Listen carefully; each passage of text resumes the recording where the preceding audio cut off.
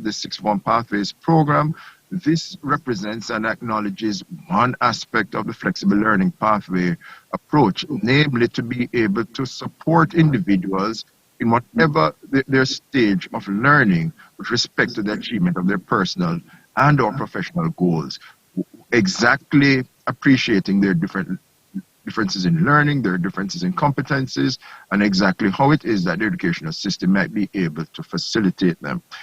Learning pathways and their flexibility is something that has been generally applied and understood in some core areas such as the technical vocational education area or in the secondary system. But higher education generally in terms of the traditional mode has been late, so to speak, to this process. And so today we want to be able to highlight some of the experiences, some of the processes that would be of benefit to the higher education landscape and certainly to the Jamaicas and the regions people with respect to their goals, their desires to achieve certification, to achieve the award of qualifications that signify their learning.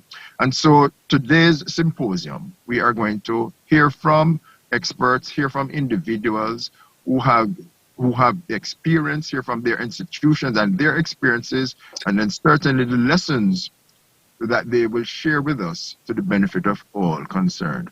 So I want to acknowledge and affirm that today, being the first session in J-TEC's week of activities being held under the theme Developing Jamaica's Higher Education Sector, that this is the appropriate way to begin, bearing in mind the discussions that are abroad and bearing in mind the important role of Jamaica Tertiary Education Commission as the regulator for Jamaica's higher education sector in defining standards, approaches, and just common experiences that we can apply to the benefit of all.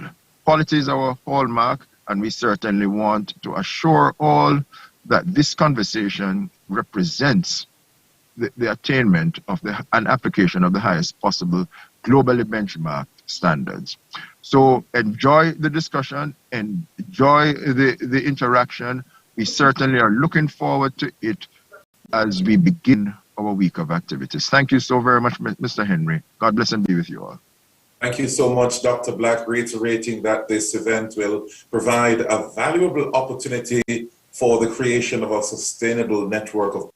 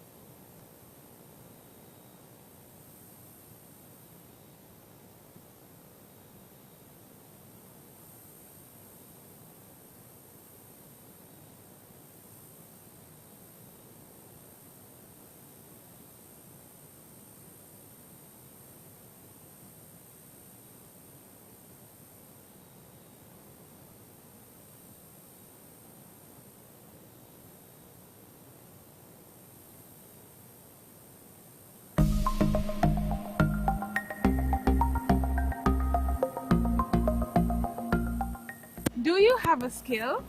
Do you have a certificate to show that you are qualified? A degree perhaps?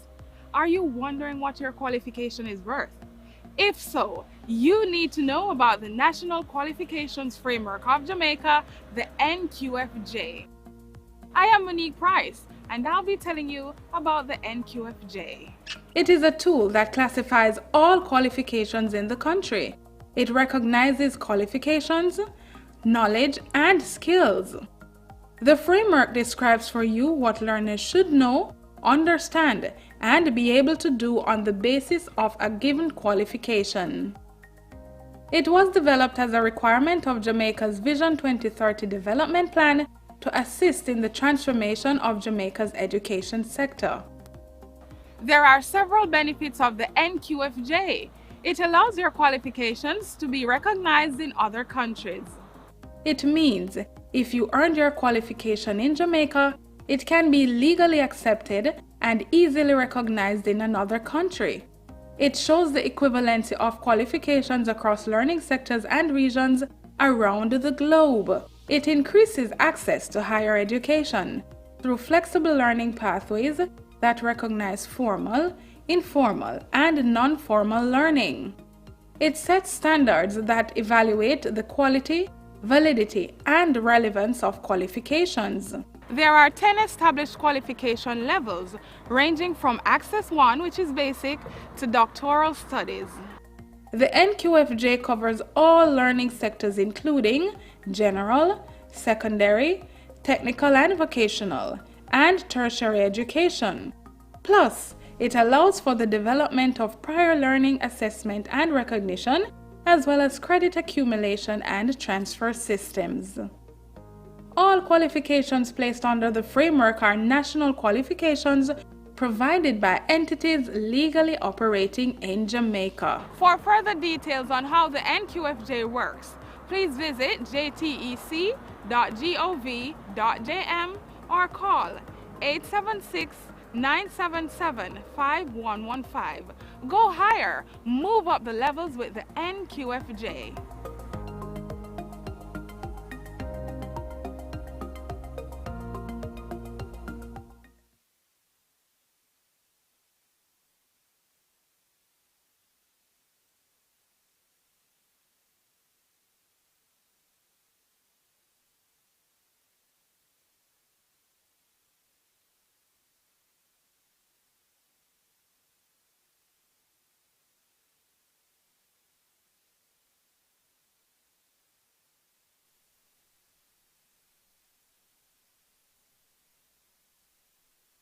Reached a very, very important part of this morning's event, and it is my pleasure to present to you our keynote guest speaker. His name is Mr. Peter Wells, and he is Chief of Sections for Higher Education at UNESCO. Help me welcome Mr. Wells as he will come onto the virtual platform for his presentation. Thank you.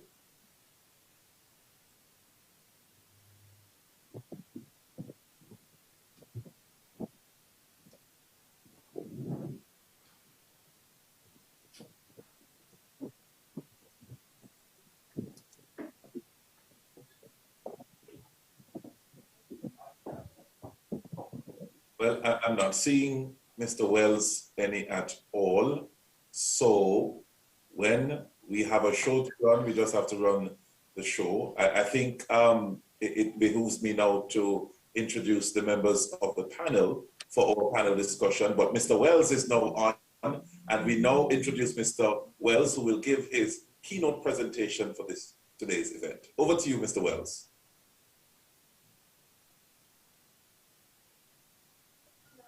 Well, thank you very much. Let me just double check. Everybody can hear me okay? Yes, we can. Okay. Well, so thank you so much for inviting me to join this event today. I really liked the headline of "Let's talk about learning pathways," because this is extremely important. It's not only important for tertiary education, but it's also important for higher education and secondary education levels. And it's also indelibly linked to the Sustainable Development Goal 4 and 8.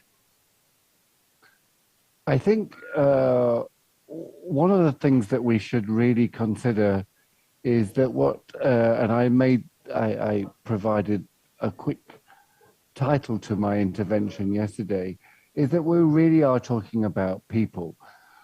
we talk about learning pathways, we talk about the mobility of students, we talk about higher learning, education, tertiary education, but what we sometimes forget is we're talking about people. And we're also talking about how people can contribute to national development strategies, national development agendas. And I think this is something that we sometimes forget when we're talking, certainly in higher education, certainly in avenues for education, avenues for lifelong learning, avenues for, in this case, working across borders. But I really think we need to stop and think about what we really mean here about learning pathways. And it's not learning pathways just from secondary education to tertiary education, or from tertiary education to higher education, or higher education to tertiary education. What we really are talking about here is ensuring that people have access to opportunities to further their learning, to be lifelong learners.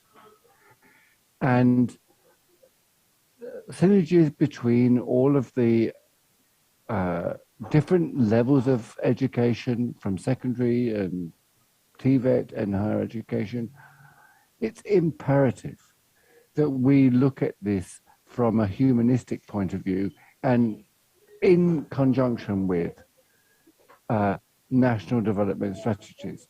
I had a very good meeting just last week during our general conference discussions with the minister from St. Kitts and Nevis. And we talked about very similar issues that this discussion will have today. And that is not to exclude TVET education or to pigeonhole TVET education as in some ways inferior to higher education. There needs to be transversal connectivity between the two. There needs to be connections between higher education, secondary education and TVET education, between TVET education and higher education, between higher education institutions and TVET institutions. Because this all speaks to Sustainable Development Goal 4, which enshrines the need for quality post-secondary education in whatever dimension, in whatever way that is devolved or explained or made within the national context. And the national contexts are very different globally.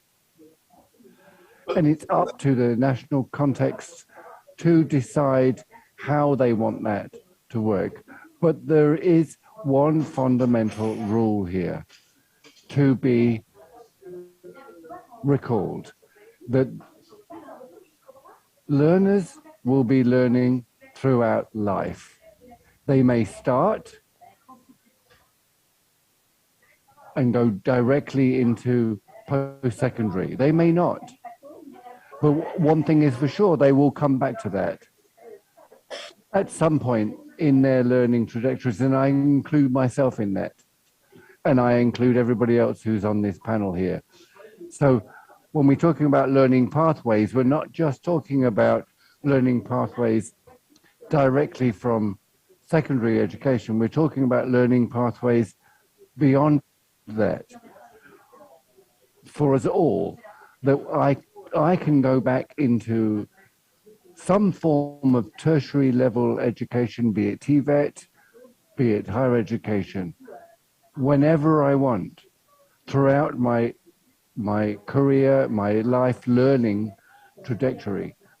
And this is what comes back to my original point. It's about people, and it's about what people need and what the skills, knowledge, competencies that they will need at some point in their professional lives, their learning lives. I don't want to take too much more time, and I apologize for the background noise that you may hear from here, but this all links in directly to our Education 2030 agenda and leaving no one behind. Leaving no one behind today and leaving no one behind tomorrow. I thank you so much for allowing me to take the floor, and I'm very happy to take any questions that may arise. Thank you, Chair. Over to you.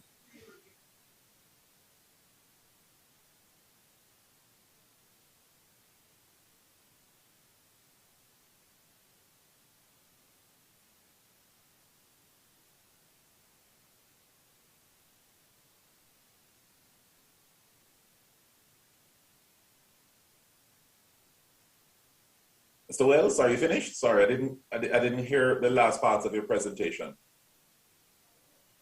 Oh, I apologize. Yes, no, I have. I can repeat if that's required, but yes, I have. Okay, thank you so I much. had a break in transmission just now, so sorry about that, but thank you so very much.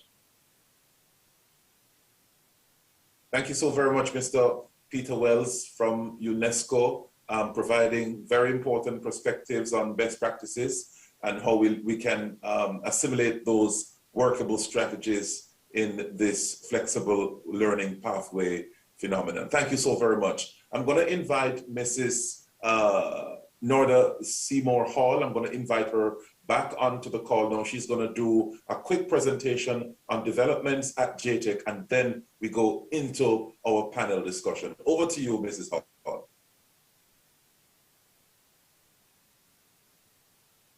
Thank you, Darian.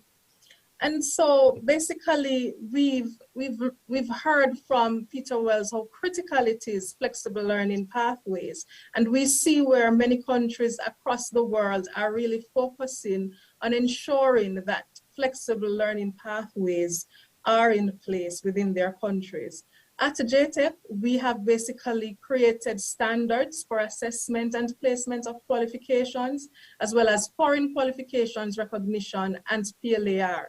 And all of those standards are now operationalized. We've also operationalized our Qualifications Registry of Jamaica, which is a very critical component of what we do.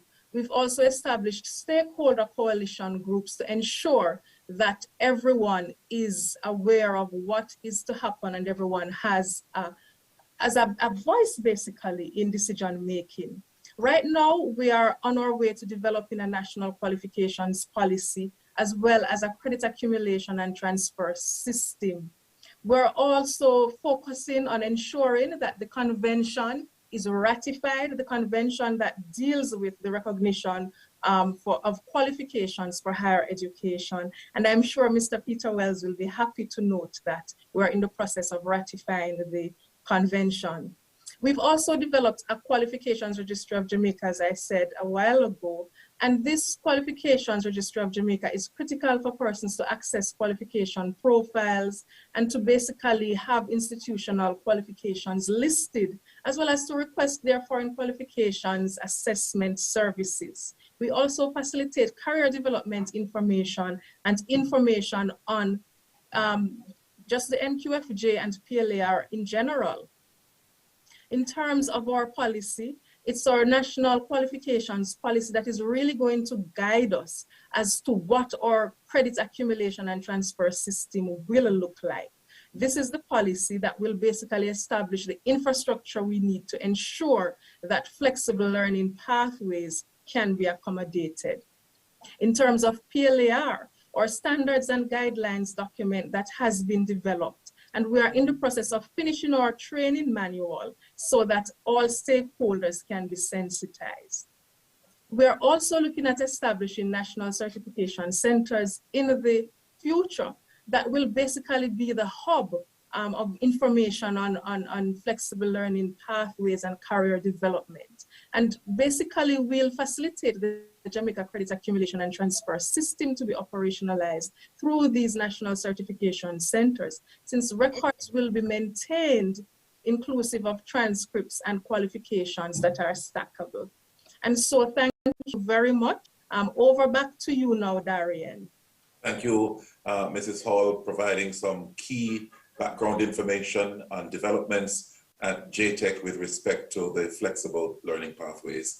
Ladies and gentlemen, the honor is mine now to move our event into the main course of what is happening today. It is the panel discussion, and the pleasure is mine now to introduce the panelists, and we will have a presentation, of course, on the discussions that will guide the proceedings.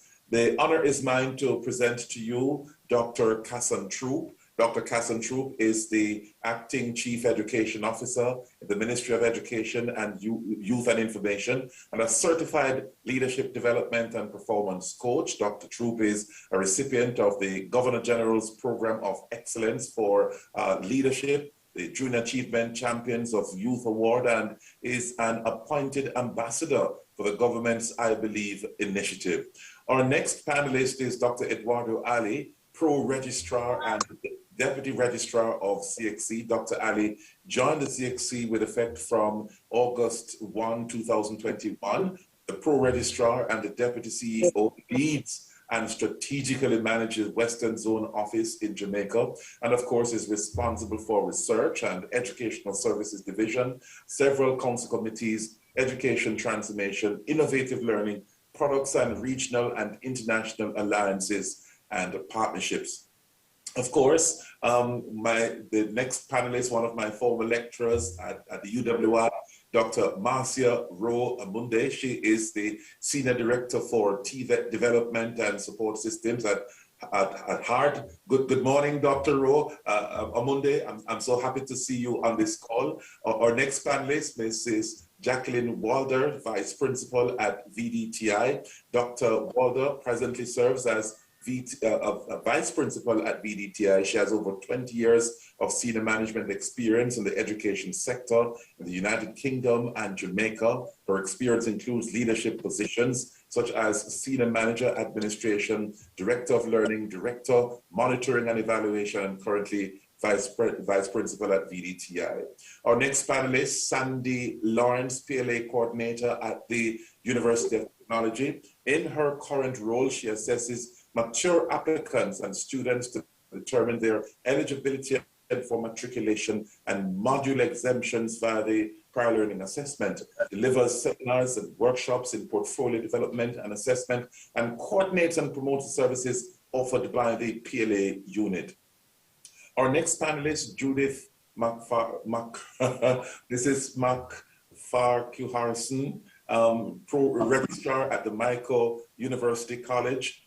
She has been serving as acting registrar at the MICO since March of this year. Prior to that, she worked at the MICO's new Office of Quality Assurance as a Quality Assurance Officer. In that capacity, she contributed to the review and development of a number of policies and other regulatory documents, and worked with the institution's team on the institutional self-study and resultant report in relation to the institutional accreditation. Of course, we have the Director of Communications at the Jamaica Union of Tertiary Students, Brianna Russell. Brianna holds a Bachelor's of Science degree in International Relations and a Master's of Arts degree in Higher Educational Management from the University of the West Indies at Mona. Her dedication to youth development and nation building has been nationally recognized through her award as a Governor General I Believe. Additionally, in 2019, she was appointed to the Board of Directors for the Maxfield Park Children's Home. Good morning, panelists, and welcome to this forum. Thank you so very much. It will be good for all of you to turn your cameras on so our participants can see you. This part of the discussion, I'm going to ask all the panelists to give their opening statements of no more than 60 seconds on the flexible learning pathways. Go right ahead, Dr. Troop, our first panelist. Okay, thank you very much, Darren, my friend. Good friend. Good also to be here with my colleague panelists. It's really a pleasure to be hearing from Peter Wells, just solidifying the approach that we are taking here at the Ministry of Education and bringing in the humanistic component of what we are doing. That is very important to the conversation of transformation.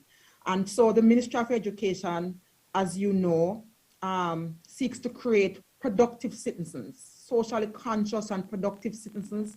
And we do this, colleagues, through the kind of education by providing access to inclusive, higher quality and equitable education for all. And in so doing, we have been aligning our programs, our policies to the new thrust of learning pathways. And in recent time, the Ministry of Education, through the support of our cabinet, took the decision as part of the transformation and strengthening of the higher education framework in Jamaica to expand our high school program to a 7-year of secondary education in Jamaica. And we're using the established sixth form framework to add 2 additional years in our secondary program. Again, recognizing the differences in our students and using the pathways to enable them to access higher education. So what have we done? We have now moved to mandating, rather, introducing the compulsory program of having students having access to an additional 2 years. Initially, there was a traditional component where some students were given the opportunity to benefit from 2 years of study supported by the government. And we would have had a parallel program of our career advancement program and our Center of Occupational Studies providing support to another segment. We have moved to integrate this as part of strengthening the TVET policy in our country and strengthening the framework to support the productive kind of citizens we want in our country.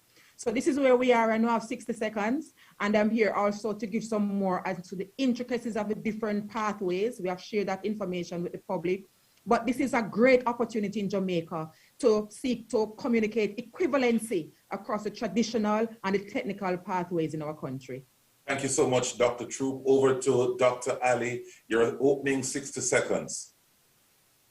Well, good morning to all. Thank you very much for having me in this session today, Mr. Henry, and to all the wonderful colleagues in Jamaica who are here to contribute to this discussion. In terms of my opening statement, what I'd like to say is that from my experiences in the higher education system in multiple jurisdictions, one of the things that I've seen that presents a challenge is the extent to which policies, structures, strategies, and frameworks are lacking to support the flexible pathways that we hope to achieve.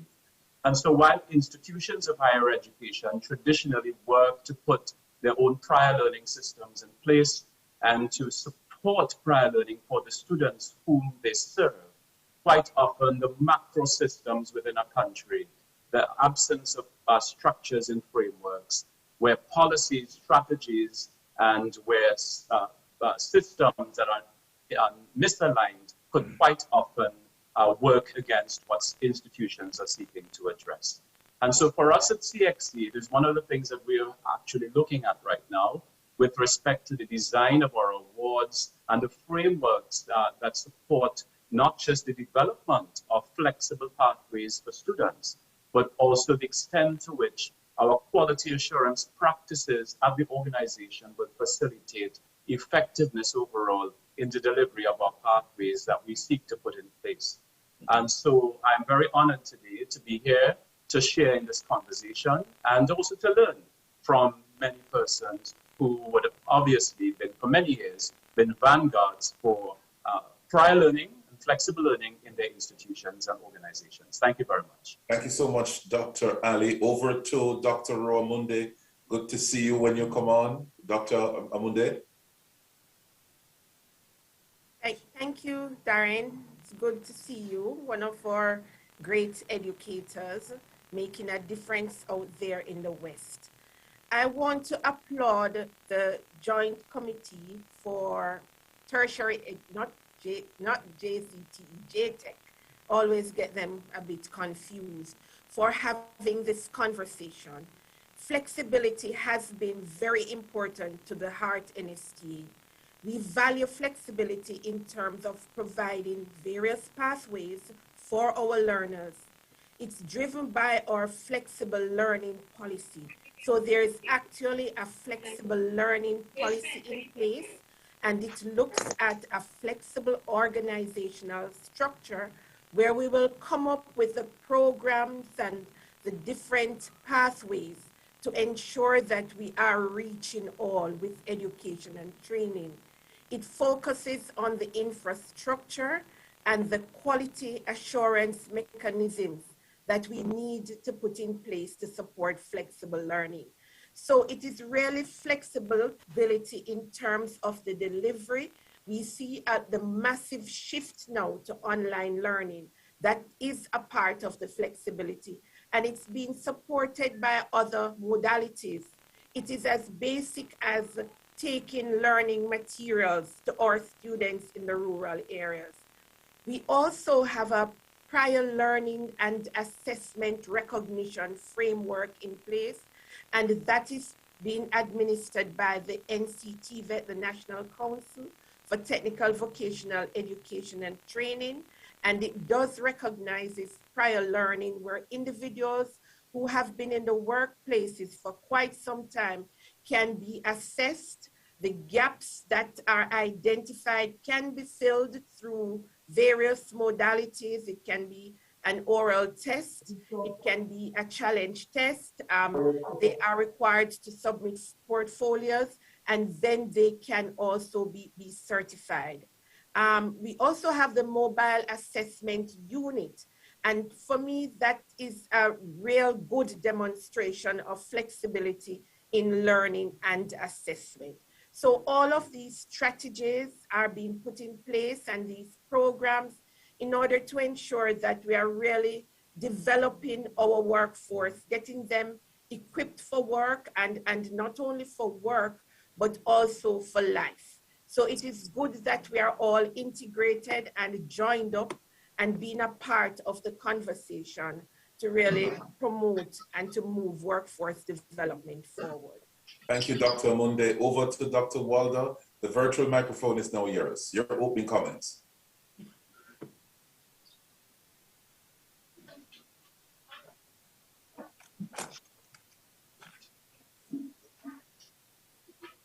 Dr. Walder, are you on?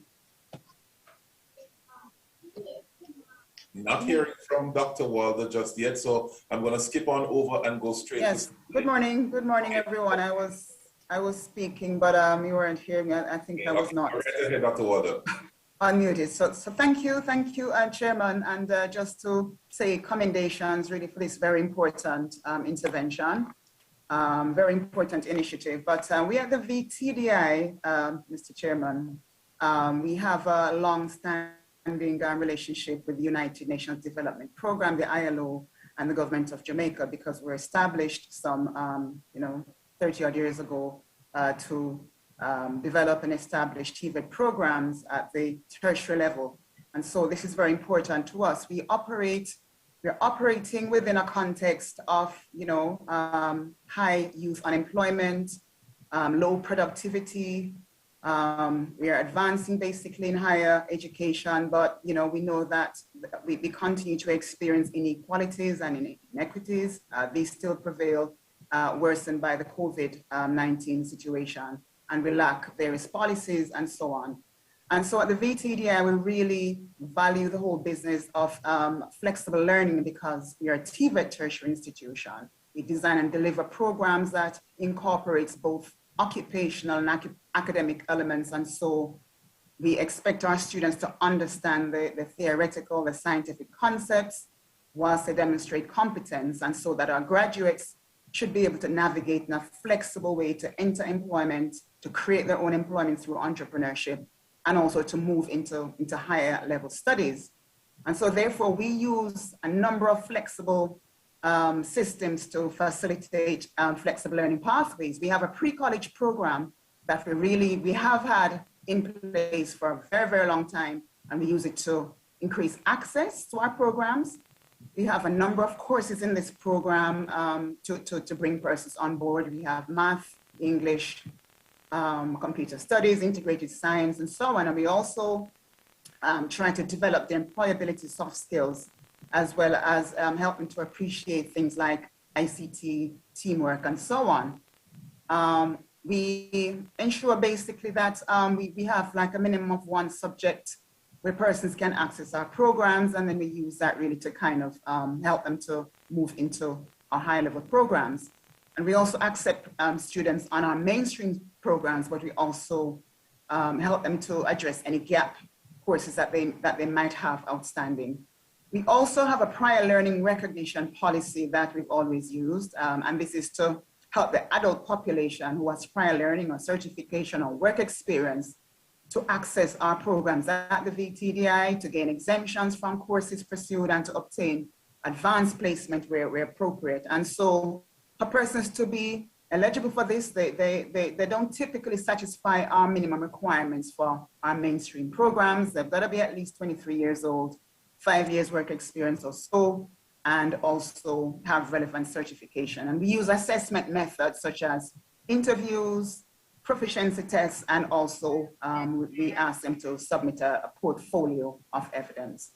And so on. You know, we expect our graduates basically to be competent at the end of the day, self-directed, solution-oriented, responsible citizens, entrepreneurial, and technologically fluent. So we really work with flexibility in mind, both in terms of how we develop and how we deliver and how we help our students to navigate the higher education system. We speak about TVET in terms of integration, not one versus the other. We infuse academic into our TVET programs to ensure that our graduates are ready for the world of work, or they can navigate into higher level learning. And so I thank you. This is a very, very important discussion. And, you know, we really are on board as the VTDI, which is the tertiary arm of the Heart Trust, NSDA.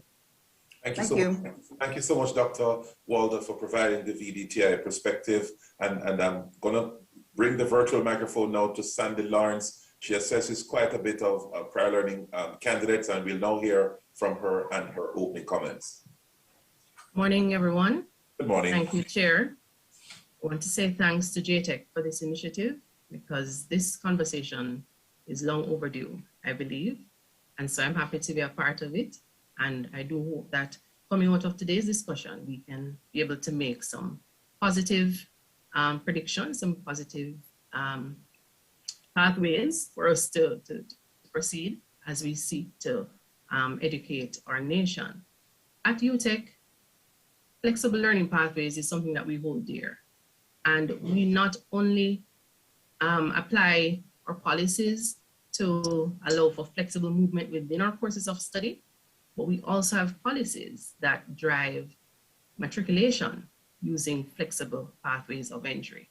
And so these are the two main arms of PLA that we apply at UTEC. We, as I said before, our procedures are guided by policy. We use the NQF very extensively to determine broad equivalencies. We also consult the NQR for more detailed review of applications in order to determine whether or not individuals are eligible for entry into our programs. We collaborate with our subject matter experts to ensure that what we're doing meets our standards. We research the scope and breadth of some of these programs. Applications have come on my desk that have things from West Africa, Australia, United States, and so on. And we have to try to find a way to see how we can help these persons to get into our programs, because indeed, even though we're a local university, we're reaching out to the international market, especially in light of the global pandemic, where most of our programs are now offered online. We're trying to reach out to persons internationally. And in terms of the challenges and gaps, the NQF is very useful, but in terms of its ability to help us to figure out just how to assess certain international qualifications that are not covered under a national qualifications framework. That's one of the challenges and gaps that I've observed. And I'm hoping that coming out of today's discussion, we can arrive at some kind of solution, perhaps, to address that. Something that we are seeing now as an opportunity is the recognition of micro-credentials. We are working very hard to build a cadre of micro-credentials or short courses that can be used for credential stacking and so on. And so we would, I noticed in the presentation by, I don't remember her name, but it was mentioned that there appears to be something like a framework that is being discussed that can be used to guide the recognition of these credentials and to allow for movement within and across institutions. So I'm hoping that coming out of today's discussion and subsequent discussions, we can arrive at a workable pathway where that is concerned. Thank you so much, and I look forward to today's discussion. Thank you so much, Ms. Lawrence. Judith McFarque-Harrison from the Jamaica University, and forgive me if I didn't pronounce your name properly. The virtual microphone is over to you. Go right ahead.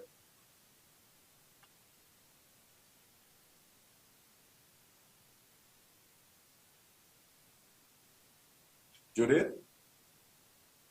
Not hearing you, Judith. I see I've opened your microphone as well as your camera, but I'm not seeing you.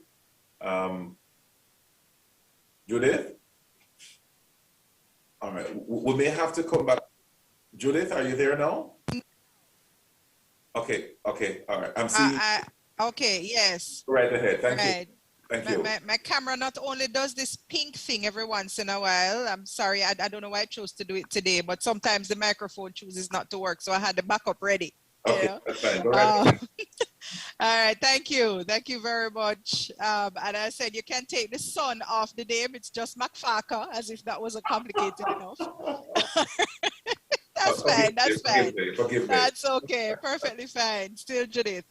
Right. And greetings to the team, J-TEC team. I want to say special thanks to Miss Monique Muir for her very effective communication in organizing this. Dr. Black, Executive Director, and Mr. Wells, thank you so much for that heart-to-heart sharing. We really are talking about people, and once you mentioned that, you just were right up my street.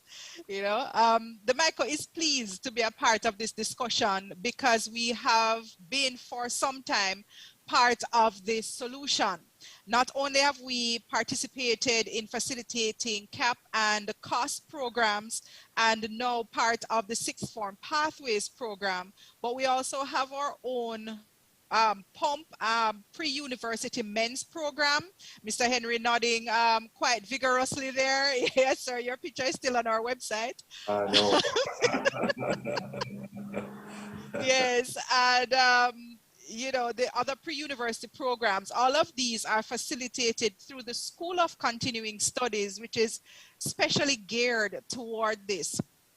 In addition, though, we do have a PLAR policy, which I'm hoping to share a little bit later on. But as the other panelists have been describing their own institutions' approaches, we realize that we are really on the same page where that is concerned. And that kind of level ground on which we all stand is really very good, very good. And because I see we're all looking towards equality as well as equity in the education landscape. We also have a diversity, equity, and inclusion policy here at the MICO because we have students, they may be, a relatively small proportion of our population, but we've had students from Korea, we have online students, St. Lucia, China, Turks and Caicos, and others as far as Tanzania have been expressing interest and so forth. We do have students who have diagnosed physical disabilities as well, and we are looking at increasing our facilitation of them. And so, we look not only at those who are abled in ways that we readily recognize, but also in other ways that they may also access the education, the certification, and the lifelong learning that they desire. And so the MICO is pleased to be part of this discussion. We're looking forward to contributing further to the solution, and in our 185th anniversary here this year, we certainly want to continue being the institution that has been part of what has been good for this nation. And I emphasize being part of, because even though we call ourselves the MICO, because that's our name, we know that we are part of, you know, we stand with great giants represented here in this room, who also are part of the solution as we move forward to becoming a developed nation. Thank you, colleagues. Looking forward to more. Thank you so much for the micro perspective there. And we jump right over to Brianna Russell for the youth perspective. Your opening comments, Brianna. Hi, good morning, everybody. Please confirm if you're able to hear me correctly. Right ahead. Okay, what wonderful. So I represent the Jamaica Union of Tertiary Students, and we advocate for and defend the rights of tertiary students across Jamaica. As it relates to flexible learning pathways, you know, we're committed to ensuring that there are effective policies in place to ensure there is proper access to the tertiary space, to support our graduates as we go through the tertiary space, and to also safeguard the transition of our graduates, you know, into the labor force. So what we have been doing, well, I just came into office, but I can speak for the work that's been done by previous administrations.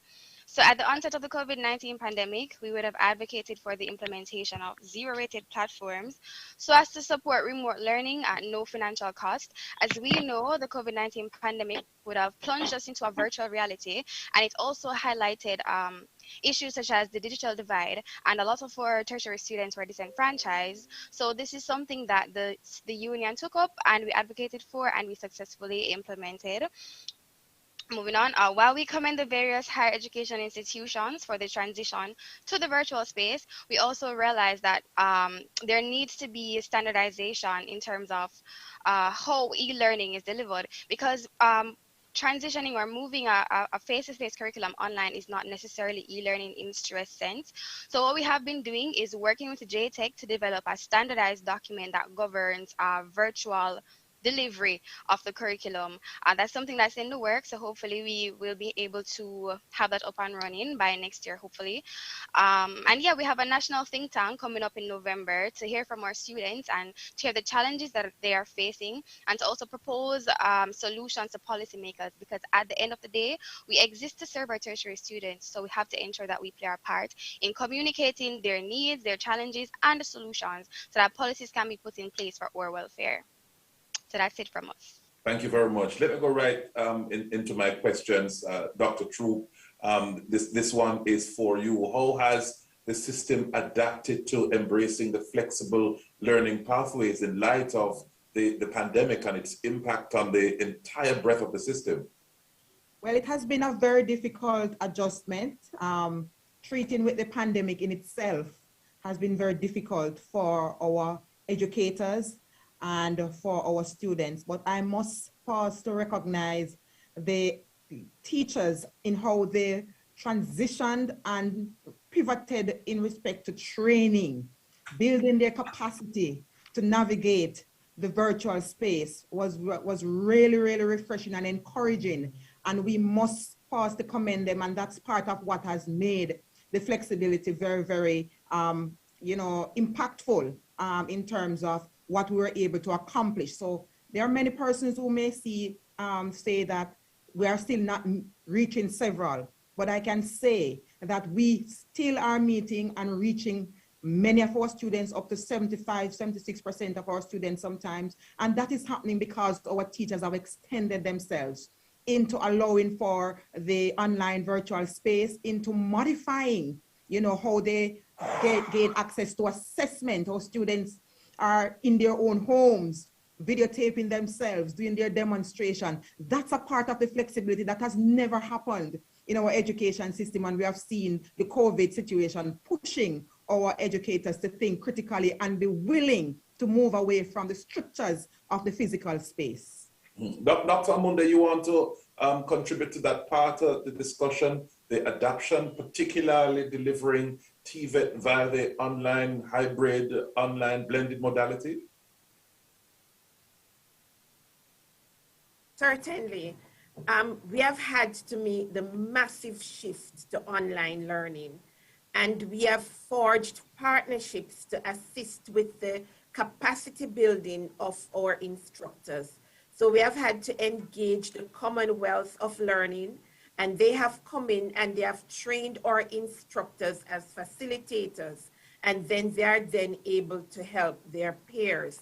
We have just seen some brave attempts, very innovative, very creative on the part of our instructors to make this experience work and to just learn from it. And our students, while they're experiencing challenges with bandwidth and the devices and all those attendant challenges in online learning, we have also seen some demonstrations of resilience. And as Dr. Troop said, what I see for me now is that the learning has become more of a community where sometimes families become a part of the learning because they have had to be involved in videotaping. So a lot of our students, they are doing the assessment at home, building a wall, baking a cake, and doing a video of that and are uploading it. So the NCTVET has had to revise its assessment framework because you know that this assessment and certification of the National Vocational Qualifications and the Caribbean Vocational Qualifications is done by NCTVET. So in response to all this, they have had to revise requirements for assessment and the framework to take into account what is happening now. But the challenges are not unique. And even WhatsApp, I've been very amazed at how WhatsApp has been used to support the learning in this period. Dr. Walder, let me bring in the VDTI's perspective on this. To what extent has equity and inequality have been impacted with the shift to embracing the flexible learning pathways? So Mr. Henry, it's VTDI here. Yeah, it's VTDI, yes. VTDI. So, you know, we have always, as a TVET institution, and I think sometimes, you know, we feel like we're forgotten a little bit, but as the tertiary part of heart, we always focus on the whole business of using a flexible type of framework to ensure that persons come into our programs to prepare them for the world of work. So whilst we're seeing the challenges around us, we as a general rule, we really do everything in our powers to put TVET out there, to really elevate TVET, because that is where the world has gone. You know, that is what's happening to cause sustainability, to cause productivity to happen, to produce our engineers, to produce our most competent workers. If we don't have TVET properly integrated with the academics, we really are going to continue to have this conversation as to what is happening with our students, what is happening with our economy, and so on and so forth. So I just think that, you know, this conversation, this particular initiative, it is so instructive, it is so timely, it is so, you know, it's so important that we continue to do what we're doing. We just want to ensure that our persons come on board and we provide the avenues. We don't turn anybody away. We don't leave anyone behind. We ensure the flex. I mean, I really commend the secondary level system. Dr. Troop has spoken about, you know, the whole flexible learning pathways, because when the students come from the secondary system and they're not quite ready, we at the tertiary level have to put a lot of systems in place to get them on track and on path to complete their higher education studies. So that for us, what is going on in the secondary system is so well appreciated, well embraced by the VTBI. It makes our life so much more easier. So we're all on the same path to ensure that we have competent graduates who can navigate both ways. They can form their own businesses, they can go into higher education, you know, or they can go overseas and work. We want flexibility to ensure that we are proud of the graduates that we're putting out there. So inequity, inequality, we really see it, but we try to address it all the time. That is how we've always operated as an institution. And whatever we're doing is in line with what Dr. Amanda said, but we focus on the tertiary part of our training. Sandy Lawrence from J-TEC, you would have had a lot of experience in intervening and assessing quite a bit of mature applicants. I need your perspective on all of this as well.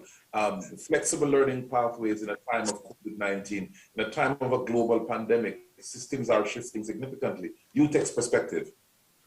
Well, even before the COVID-19 pandemic, J-TEC has embraced the flexible learning pathways. And so we see it as our duty to reach people where they are, to take them to where they want to be. We're the people's university. And so we try not to turn people away either. You know, we invite them to share with us what they have. Show us what you're made of. It might be through an interview, it might be through portfolio development, it might be that they have certificates that are outside of what is normally required for entry. And we try to put systems in place to assess these certificates, to assess their work experience. And if it is that they are not able to join our school population at the next available time, we create pathways for them to get in at the earliest opportunity. And so through our J-TEC Academy, we also route applicants through the J-TEC Academy to pursue prerequisite subjects that they might not have acquired. We route them through that academy so that they can enter our mainstream programs as soon as they have achieved passing marks in those prerequisite subjects. And as I said initially, we value the flexible pathway because we recognize that life happens and persons might not, for whatever reason, might not have had an opportunity to have a linear approach to their studies. Life happens. And so we reach people wherever they are and try to get them in line so that they can complete, whether it be an associate degree or a diploma or a bachelor's degree, even graduate degrees. We facilitate entry via prior learning assessment into our taught graduate courses of study, because we believe that persons may not have acquired a bachelor's degree with a 2.7 GPA, but they are in industry and they are racking up a wealth of experience, and they are at a point where it's as though there's this glass ceiling, they cannot push beyond it, even though they have the wealth of experience, simply because they don't have the certificate to prove that they have the competence. So we reach out to persons like these. We invite them to develop portfolios and detail their relevant work experience. We assess it, and if it meets our standards, they gain entry into our graduate programs. And so we embrace this whole idea of flexible learning pathways. And as I had indicated in my initial statement, we are also now looking at the whole matter of micro-credentials and credential stacking. Not that we hadn't been looking at it before, but given what obtains now, persons are losing their jobs, persons have to change careers because of what has happened with the pandemic. And individuals might not be in a position or might not even desire to complete a 4-year bachelor's degree. And so how do we reach out to these ones? How do we satisfy the needs of these ones? We believe it is through micro-credentials. And so that is really where our J-TEC Academy is heading now. That's the direction in which we're heading, because we want to satisfy the needs of the Jamaican people, first of all, but also our international clients. Thank you very much. Thank you so much for that, Sandy. And of course, not only J-TEC, but the academy approach seems to be picking up steam across the system, which is an important point to make. Let me pull in Dr. Ali here and get the CXC's perspective. This year was particularly challenging for CXC with reduction in passes in math and English. Let me hear the CXC's perspective on how it is responding to embrace the flexible learning pathways as well. Well, thank you very much for engaging me. Let me just say, first of all, that upon initial agreement to be part of this session, I had intentions of bringing both an external perspective as well as a CXC perspective.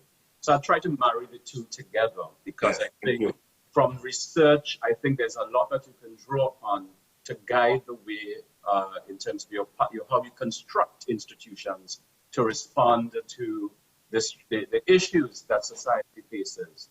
And so let's first start by saying that we recognize here at CXC that with the changes, particularly in the society pre-pandemic, during the pandemic, and the expectations post-pandemic, where we are placed in a society that has ever changed needs for workforce development purposes, as well as societal development purposes, the extent to which we embrace lifelong learning and the structures and systems that encourage effective lifelong learning is critical.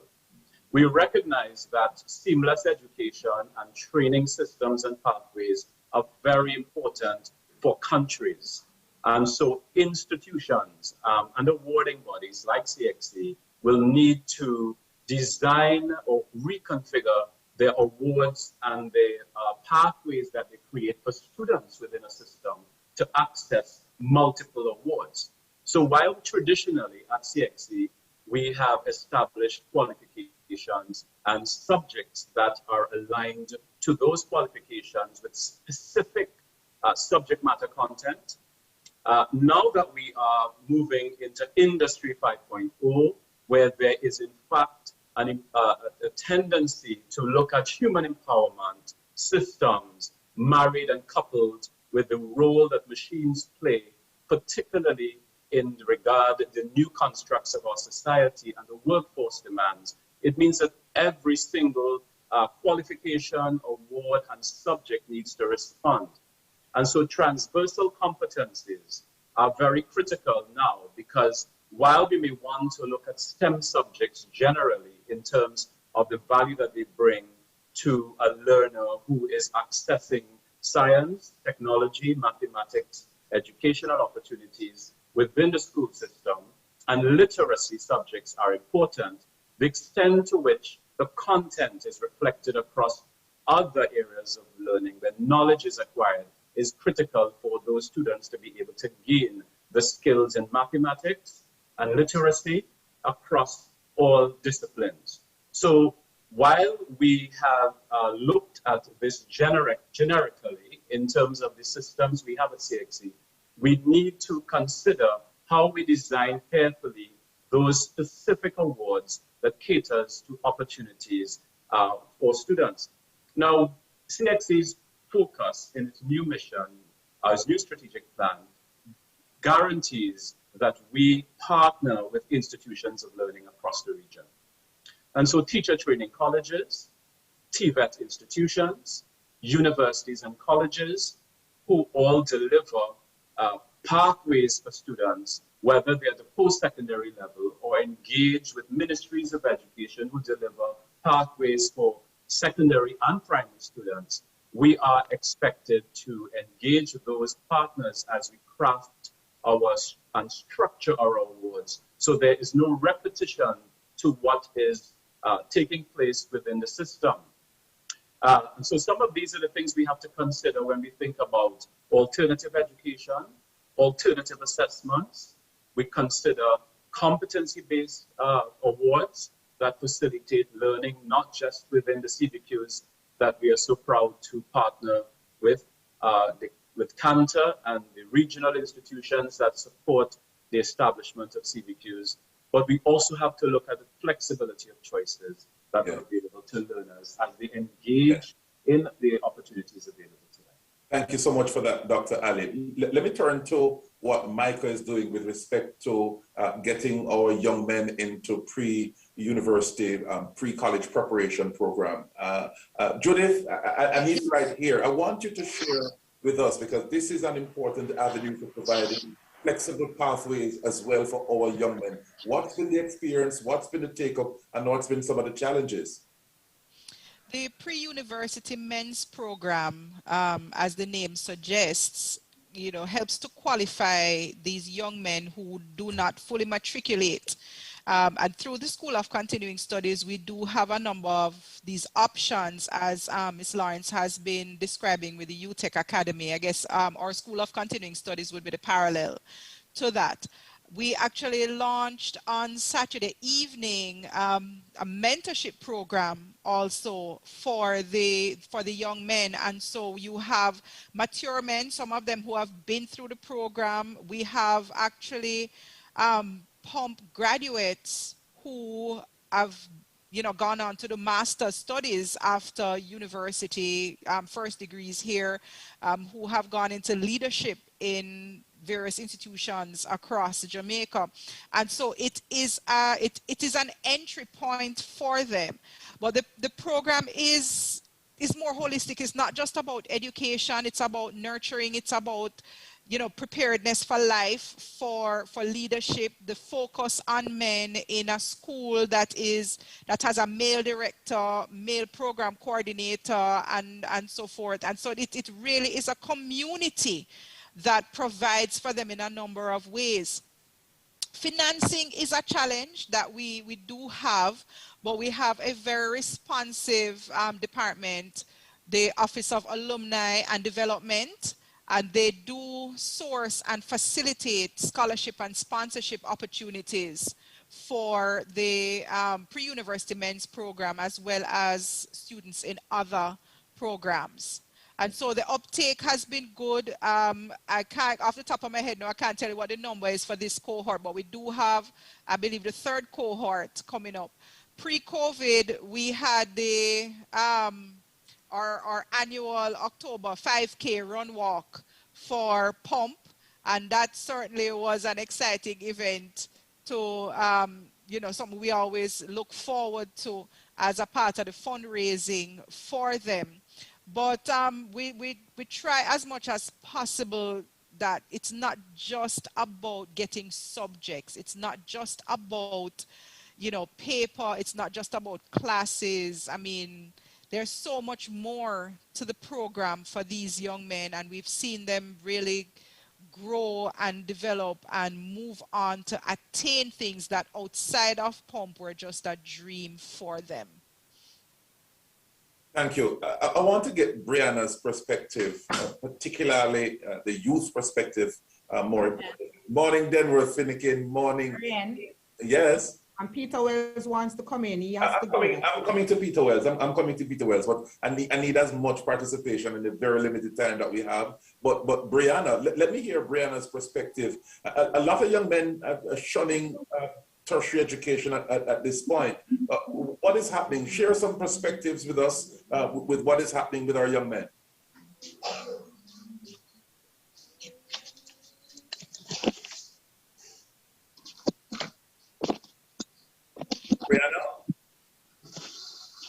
Brianna?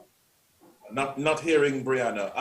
Dr. Wells from UNESCO, you wanted to make a brief intervention. Go right ahead. He's actually left the call. Oh, he has left the call. Okay, all right. I hope he gets back on.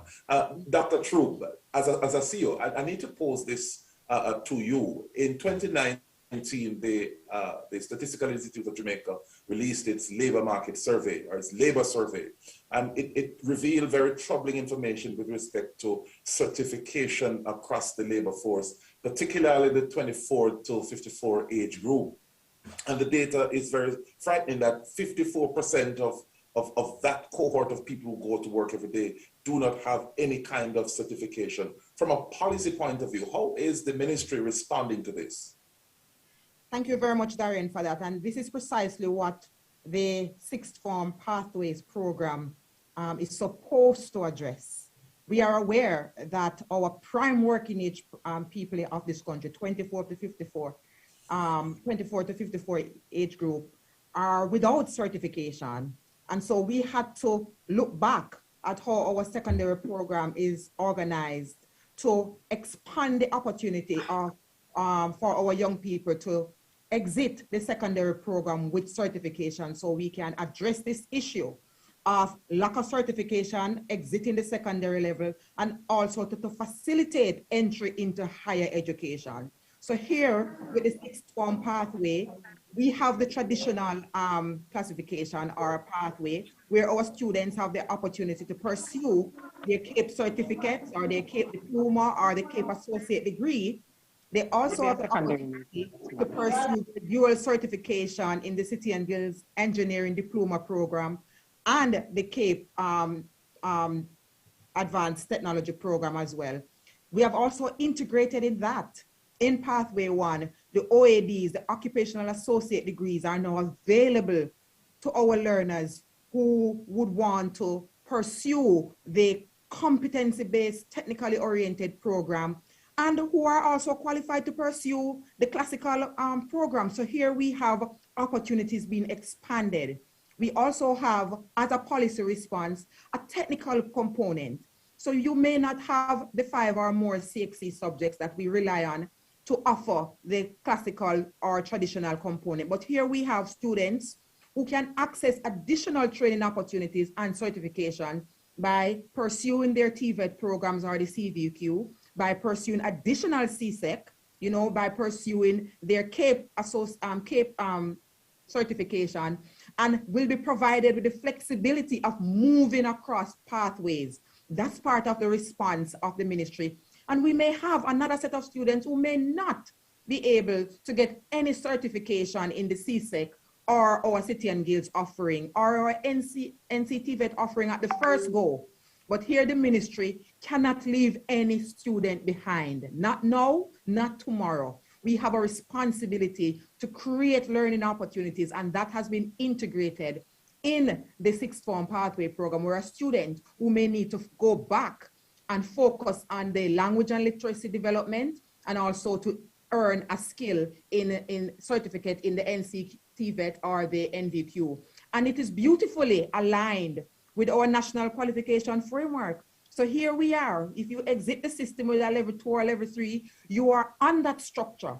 And here you know where you are in the wider scheme of things, and you can move with the same notion of lifelong learning, self-directed learning. That's the flexibility, and that's how the ministry is responding. And so you should see a massive shift in the number of students leaving with certification and accessing and able to access tertiary education. And that massive shift should happen within the medium term. Coming to you, Dr. Walder, but I want to get a perspective quickly from Dr. Amunde.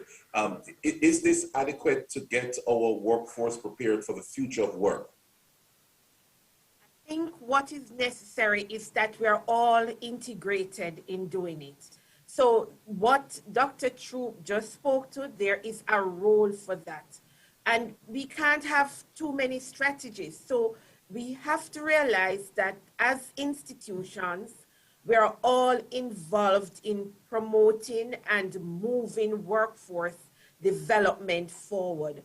In addition to what we do in our institutions, we also have our private institutions playing a role. So they come to contribute, and they bring a lot to the process in terms of helping persons to be equipped for the workplaces. We also have our employers coming on board, and they are providing opportunities for work-based learning, because this is all a part of workforce development initiative. So it's recognizing that we really need to join our efforts, and we really need to integrate what we're doing. Dr. Walder spoke about the integration of TVET in the education system. And while we talk about integrating TVET and the academic, it's also integrating our efforts and coming together and providing pathways. So it's about the matriculation pathways now that will help our students to move from one institution into another. One of the challenges we face at Heart is that there are often times when we face challenges when our students want to move from our institutions into universities. And sometimes the qualifications are oftentimes not accepted. They have to repeat courses and subjects that they have already done. So I think this is where it's important for us to really integrate our efforts and come together to address this. Our employers, our institutions, tertiary institutions, our schools, and our parents, we all need to come on board. Thank you so much for that, Dr. Amunde. Dr. Walder, you wanted to make an intervention? Go right ahead.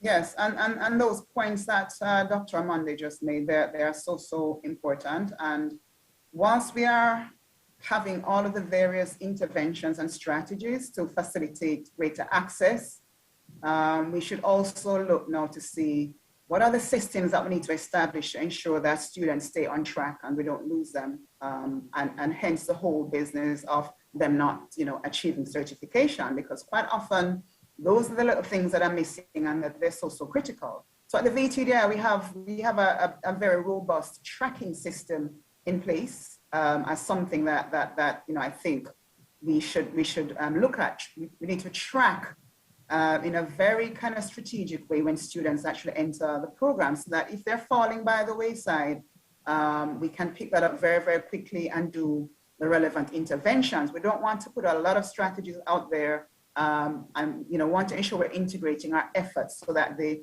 delivery, the mechanisms, but we need to also have tracking mechanisms where if a student is not coping very well, we can intervene very quickly, very readily to keep them on track to ensure that they successfully complete their program of study. I think the discussion and the systems need to ensure that those things are addressed, very important. Mm-hmm. Very critical there. Dr. Ali, you wanted to come in very quickly before I move to the next question? Yes, I think it's very important to pick up on the points that were raised previously and some of the comments that are posted in the chat regarding the issues with labor market intelligence and the absence of labor market intelligence where necessary to signal the development and prioritization of programs at institutions. What we've seen previous to the pandemic, a report produced by Ernst & Young in 2018 would have demonstrated that in the United States, 40% of degrees would have become obsolete by the year 2025 and beyond. But what we've also seen in the United States context, which is very similar to what we are seeing in the Caribbean region at this point in time, is the gradual shift to shorter forms of certification, and particularly so 27% of institutions in the United States have moved to adopt digital badges for the issuance of certification for persons who are participating in learning. So the occupational component in terms of learning and workforce development is extremely critical to drive transformation in our economy and to create pathways for persons to access learning in post-secondary institutions and training institutions. How that is managed is very critical at the systems level, because what we found, despite putting national qualifications frameworks in place, the credit transfer systems do not allow for micro-credentials to be recognized within a country.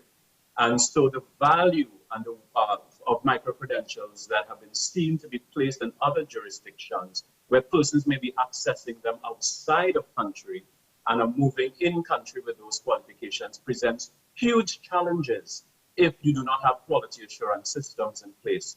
And I just want to say that one of the very critical things for ensuring, or inputs for ensuring quality assurance and recognition of micro-credentialing is that of ensuring that the courses that are designed, whether they are digital badges, nano degrees, they are MOOCs, or whatever they are labor sensitive.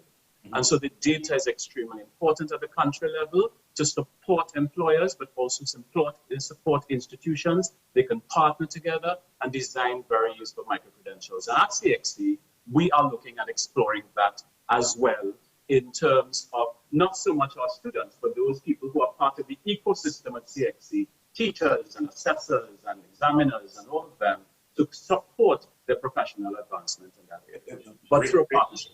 Yes, great point there, Dr. Ali. Sandy Lawrence, you want to come in on this?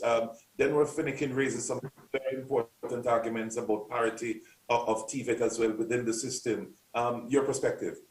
Right. So that's one of the things that I was hoping we could discuss today or at subsequent talks.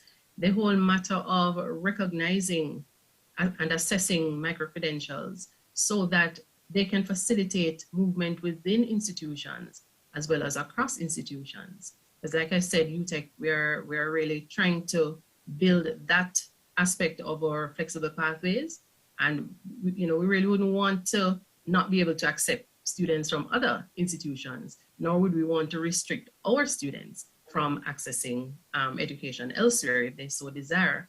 And so this matter of credential stacking and micro-credentials and so on, this is really where the world is heading, because, you know, 4-year degrees are just a bit onerous to many persons these days in terms of financial constraints and time constraints. People don't have the time or money in general anymore to sit and pursue a 4-year degree. So these short professional courses, we need to talk about how we're going to develop a framework to assess them, to recognize them, and to ensure that persons can move across and move within institutions. Thank you very much. Dr. Casson Troop, Ms. Denworth Finnegan raises some very important points about the funding for labs in our school, getting our teachers' colleges up and running. We have significant shortage in the technical areas, significant seepage of teachers out of the system in specialist areas. How is the ministry responding? It's going to have a big impact on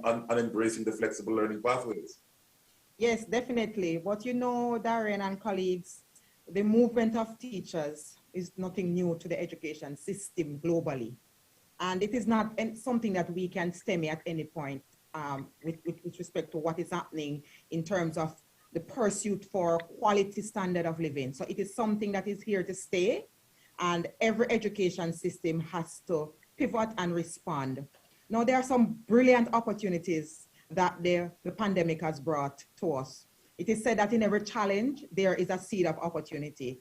And so the virtual space brings the opportunity of what Dr. Armand talked about, the joining together and accessing the support of each other. Now look at this.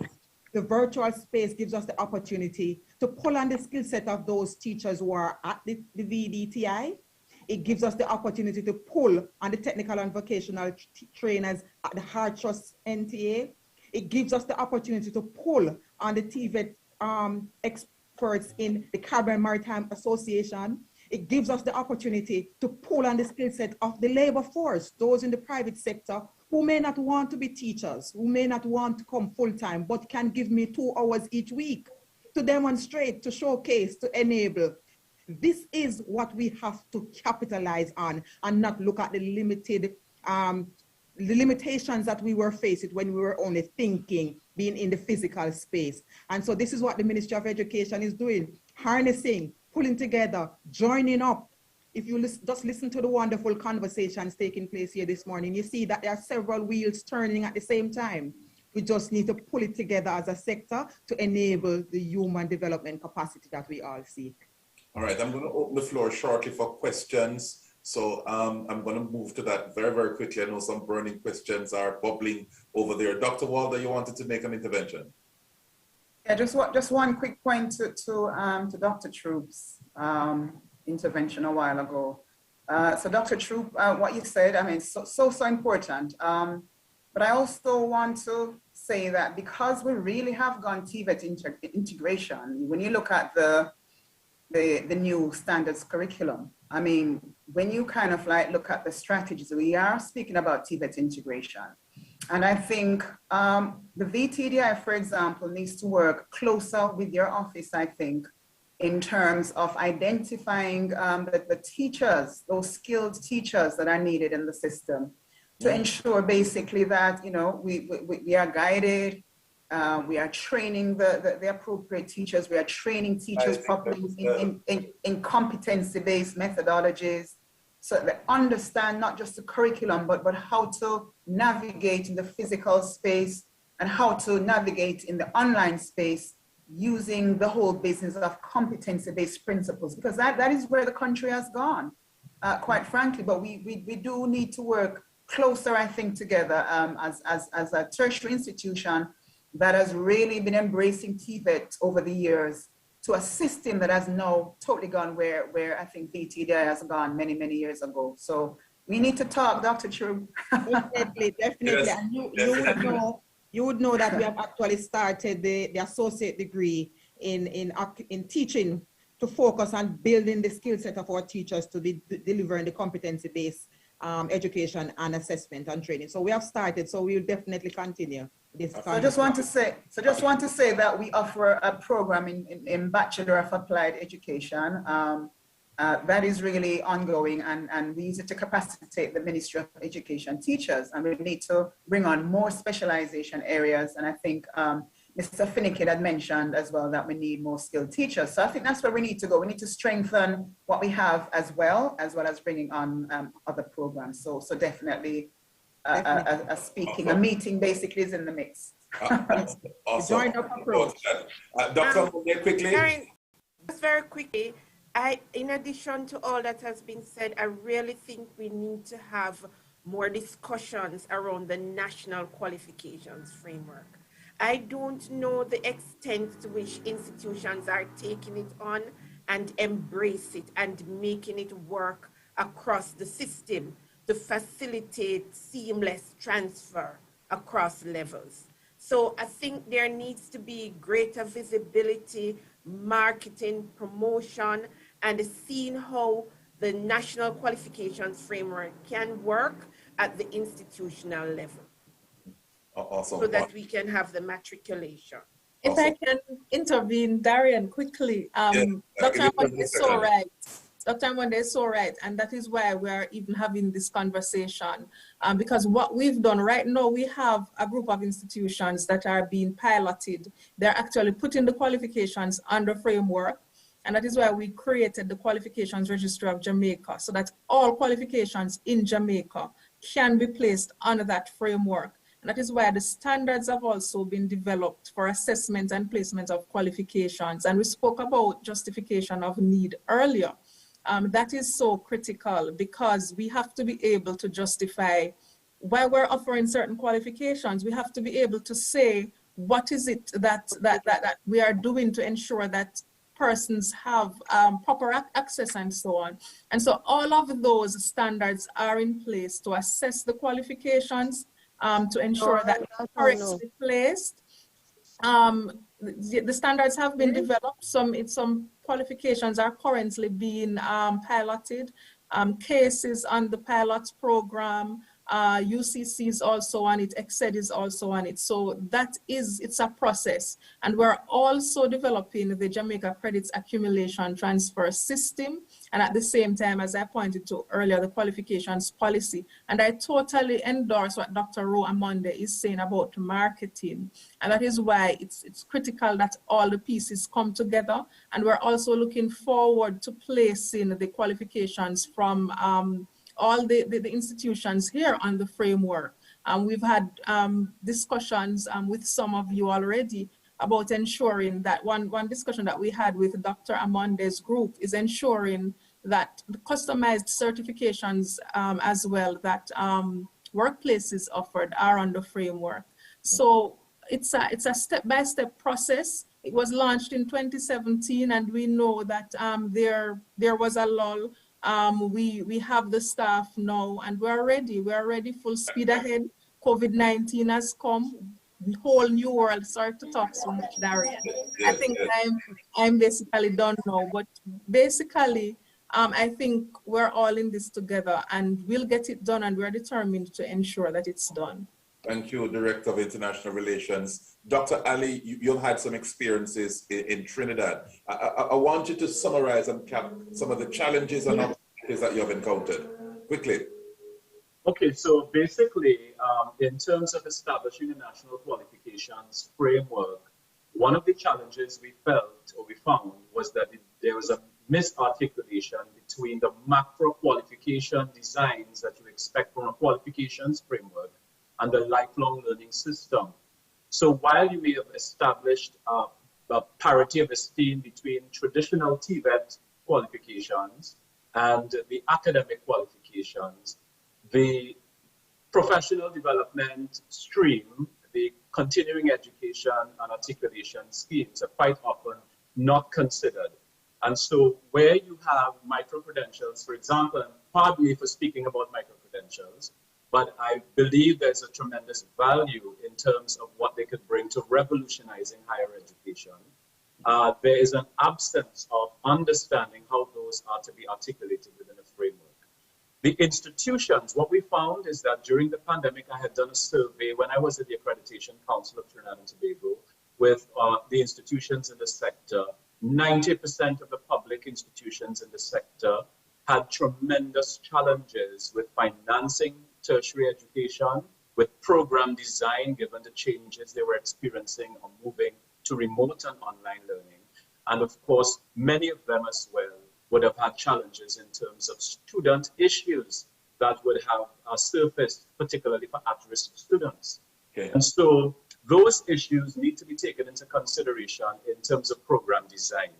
And the shift that was happening at the time led many institutions to creating alternative schemes for more flexible schemes for learning, but the courses were not recognized nationally.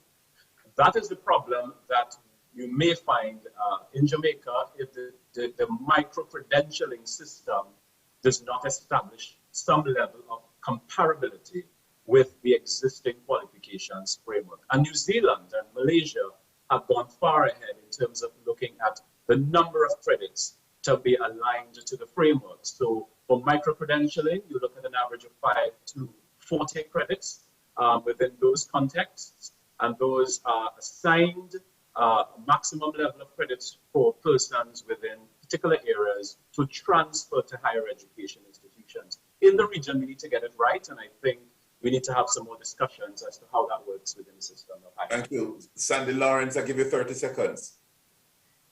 Okay, I just wanted to say that I'm looking forward to the expansion of the National Qualifications Framework to include other sorts of qualifications that are obtained locally. Each day, you know, many different certificates appear on my desk. And at times I'm at a loss as to how to handle, you know, so I'm really looking forward to this expansion so that we can have a framework to guide the assessment of these various certificates and be able to place these people at the correct spot within our tertiary institution. Thank you very much. Conference event participants, I have room for one question. We have a very tight schedule up to midday. Are there any questions you want? Just raise your hand and I'll acknowledge you, and you open your microphone and you pose your question. Any questions at this point in time for our panelists? And any questions? I don't see any hand up, any at all. So I'm going to shift gears now and bring the curtains down on this part of the discussion, and I'm going to invite closing comments from our panelists, beginning with Dr. True. Thank you so much, Darian. Just that I want to start where Dr. Wells left us, for us to focus on the human in the development plan, and that everything that we do has to be nestled into that framework. Our goal really is to develop the human capital and to build the agency of the individuals in our society, which definitely will be down to improve economic and social status, and of course the reduction of crime and violence and poverty in our society. That's what it is. It's about livelihood and quality of life. So for every decision that we take here in this space and beyond has to be nestled or aligned to that bigger goal. It's not just about the infrastructure, it's about people development. And that's where the Ministry of Education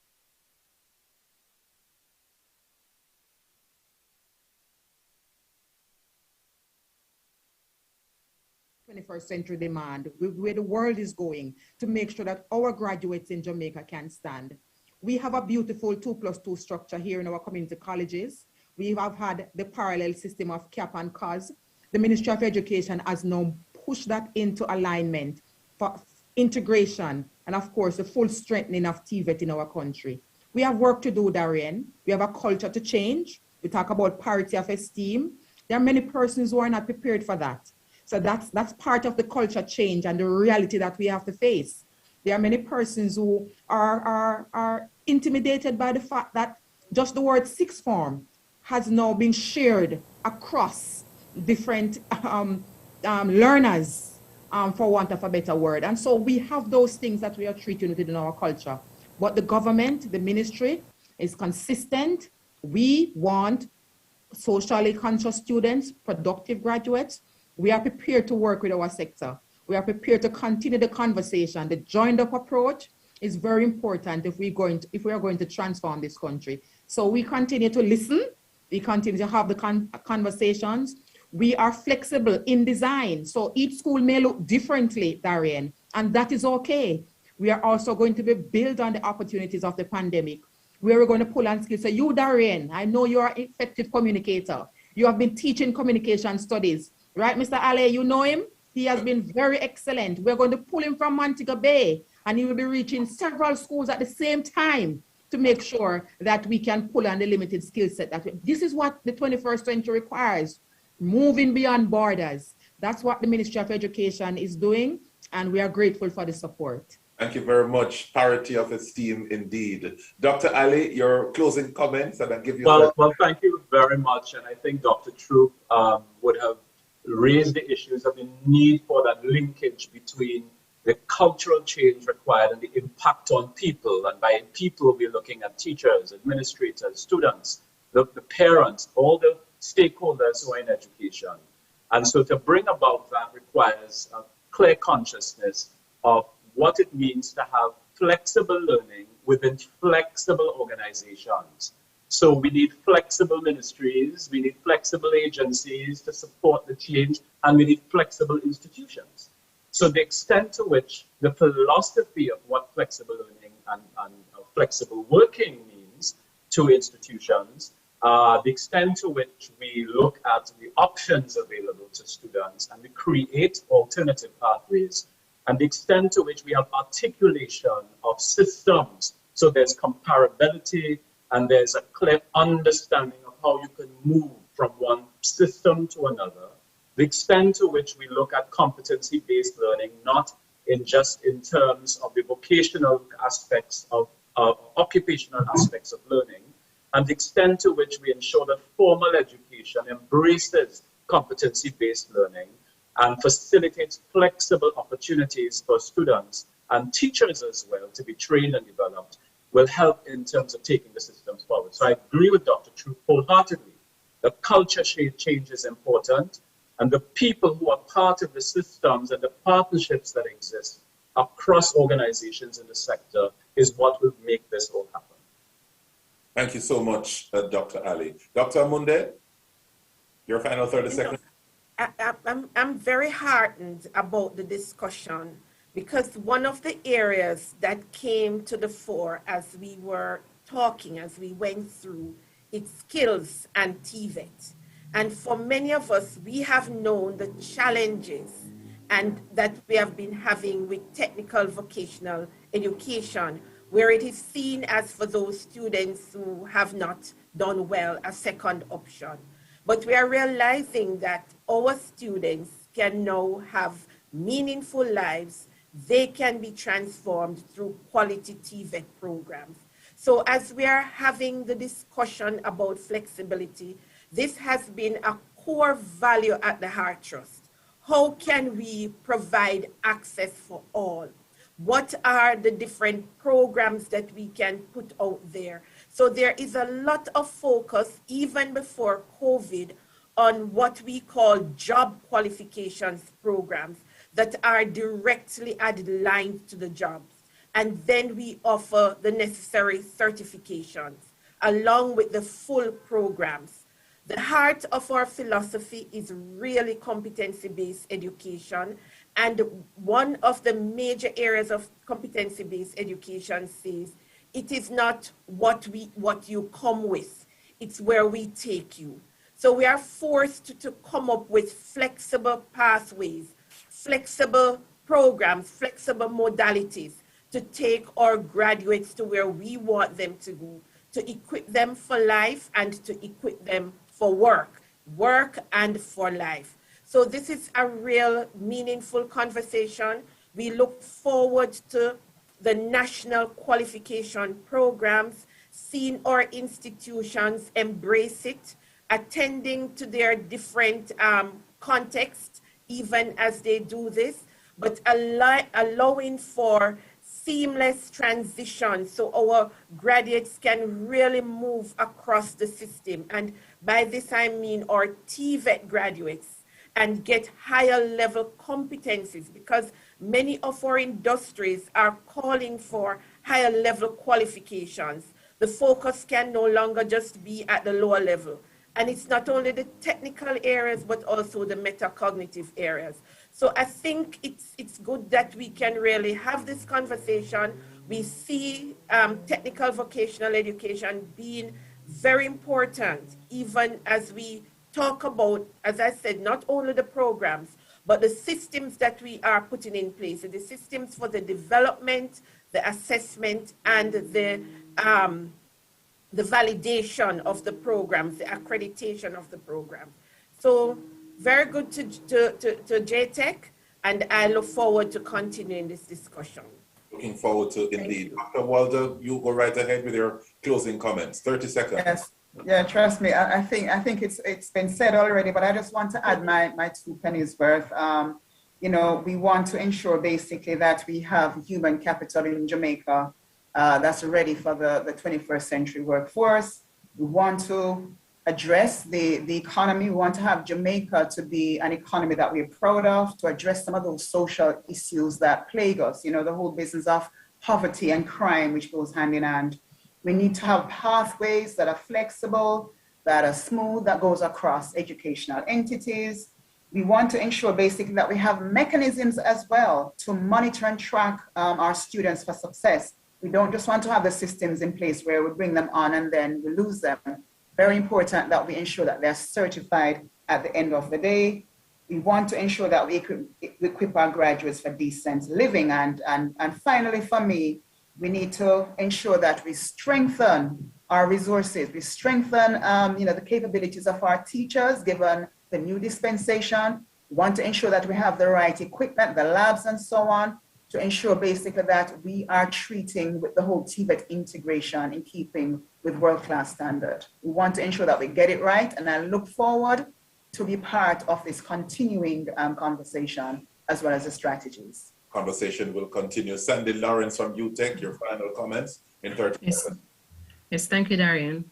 I must say I'm really happy for this opportunity to participate in this symposium, because it really brings into clear focus the importance of recognizing people's potential and awarding them, whether it be credit or acceptance into higher institutions, because people's circumstances differ and persons may, for whatever reason, not have met the normal requirements for entry. And we really want to say that at UTech, we embrace this idea of helping persons to get to where they want to be.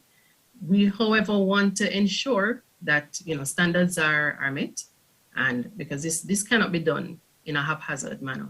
And so I really welcome this opportunity, and I'm looking forward to more discussions regarding how we can put systems in place, both those to ensure that things proceed as well as to monitor, to ensure that as we face this new paradigm, we're able to rise above the challenges that the pandemic has brought upon us, and that we're able to ensure that our nation has more persons who are skilled and educated. So I'm looking forward to more discussions along this time.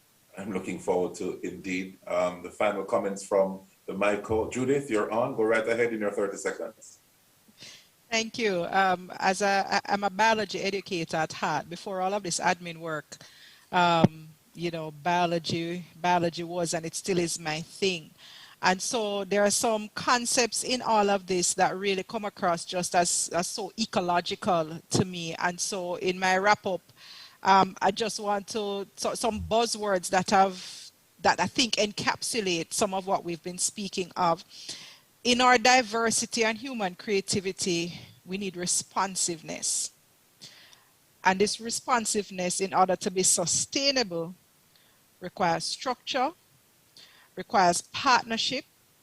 It would be so fantastic if we could, for instance, have a seamless transition for students of industrial technology at the MICO, who are going to become teachers. I see Mr. Finnegan crying out, and it's a cry worth yelling and bawling about.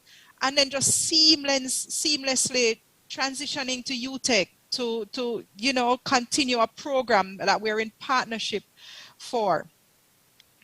And in that structure and that partnership, then, you know, we talk about access, not hurdles, not mountains to climb, maybe just a little pothole to step over, perhaps.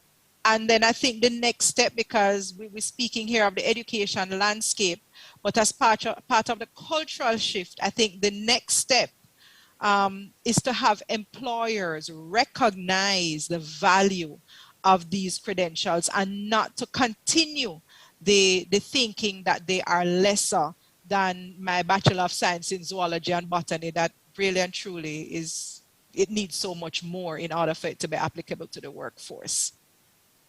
Thank you so much. And our final comment from Brianna. Brianna, are you still on the call?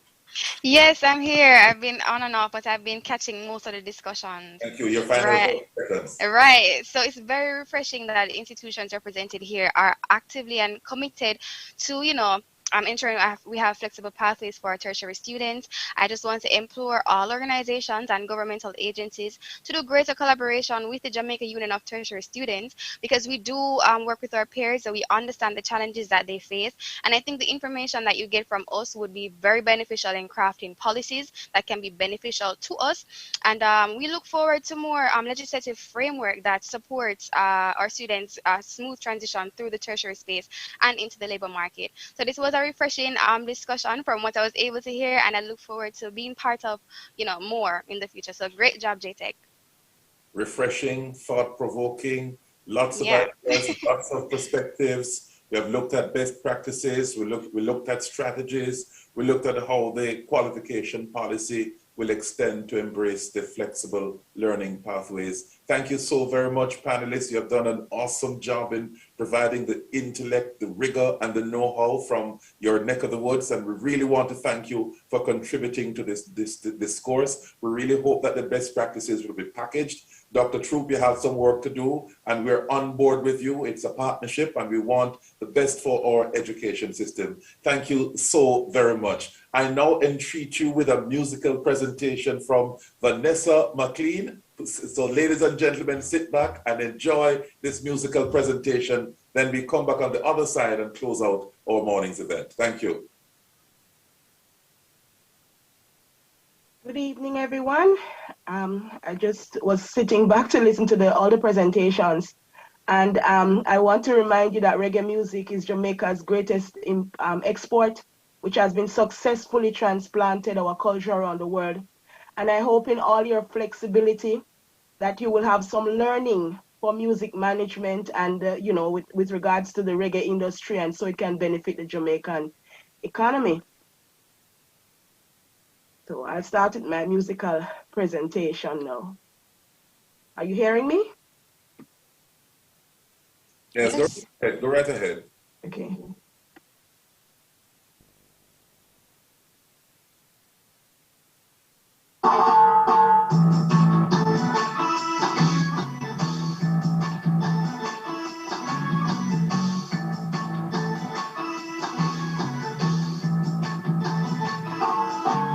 Don't worry about a thing,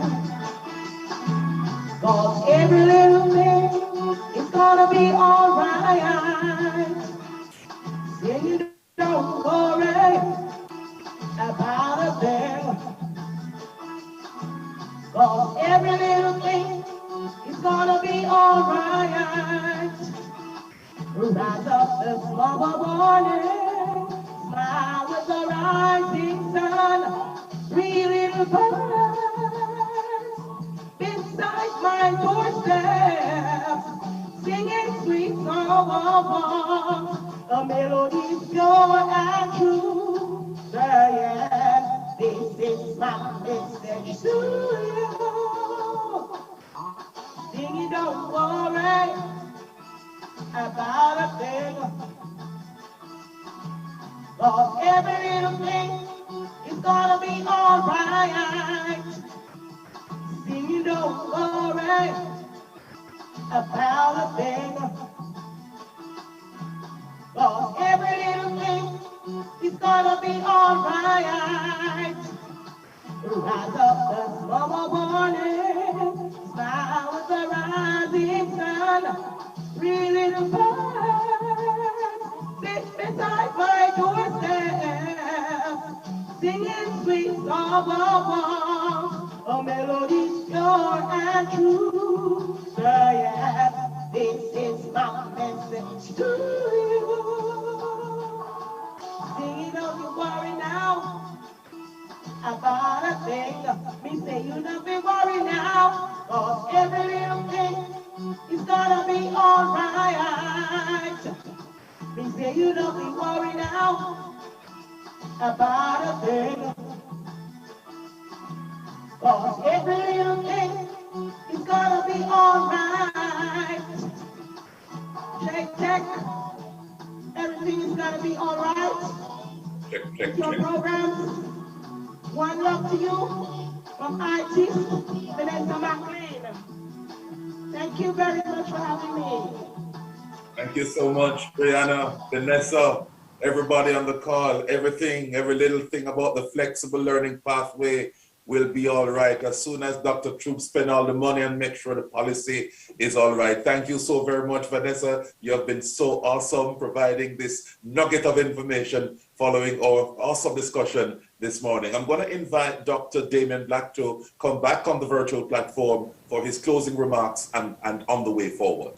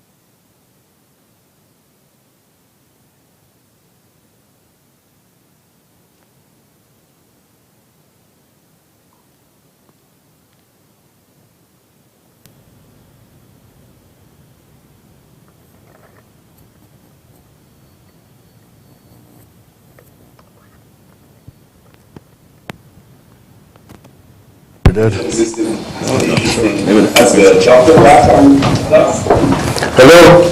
Yes, it sounds as though you're hearing me now. Yes, go right ahead, go right ahead. Okay, thank you. Sorry about that. Experiencing some technical difficulties as you indicated, Mr. Henry. I want to thank everyone who joined us for our conversation this morning on Let's Talk Flexible Learning Pathways.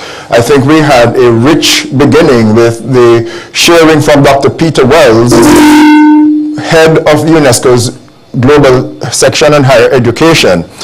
And certainly all the panelists, Dr. Troop, Dr. Ali, Dr. Walder, everyone, we want to thank you. The voice of the youth through Brianna. Certainly we have looked at and emphasized the areas that need to be emphasized when we speak about flexible learning pathways. We have spoken to people, we have spoken to issues of access, equity. We note the very high percentage of individuals, as you brought to the table, Mr. Henry, within the prime working age population who are lacking in any form of certification, as these persons are traversing the formal and informal economies, making their contributions, competent, they have learned, but how is it that we can bring them into the system of formal certification? These are some of the issues. We emphasize and we state for the record that your learning must count. Learning must count, and so we want to acknowledge that in all instances.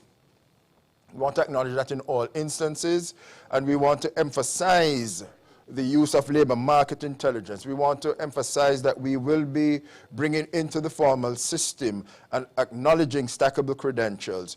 The Jamaica Credit Accumulation and Transfer System designed to ensure learning of persons at all levels, whereby they can bank their credits and utilize them as required to move forward.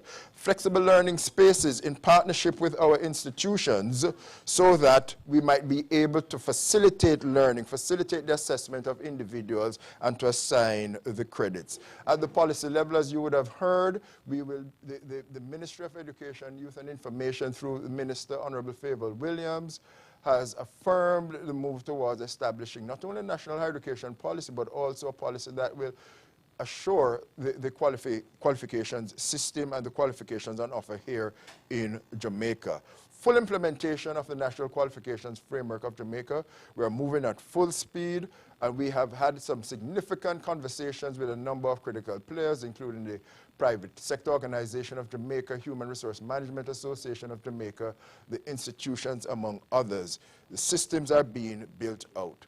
But even as we proceed, and as we go back to where we began through Dr. Wells, with a focus on people, we acknowledge the need for a human resource development strategy that will allow for flexible learning, bringing persons into the systems from the various sectors, to credential them, to give them the qualifications, to certify them, and to ensure that wherever they are, they will be able to access that which is needed to be able to move on.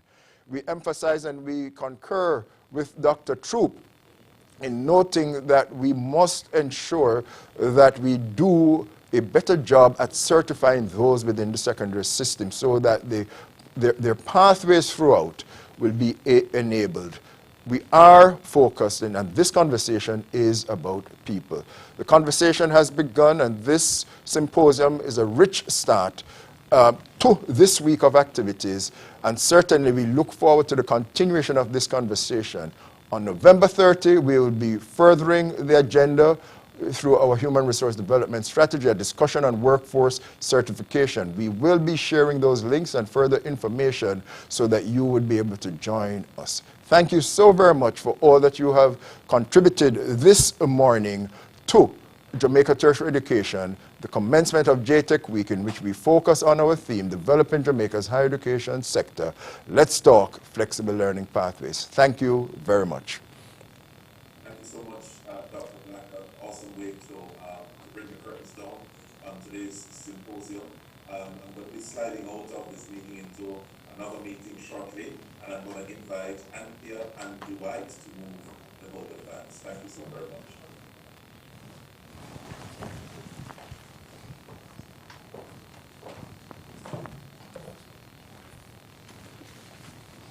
Are they on?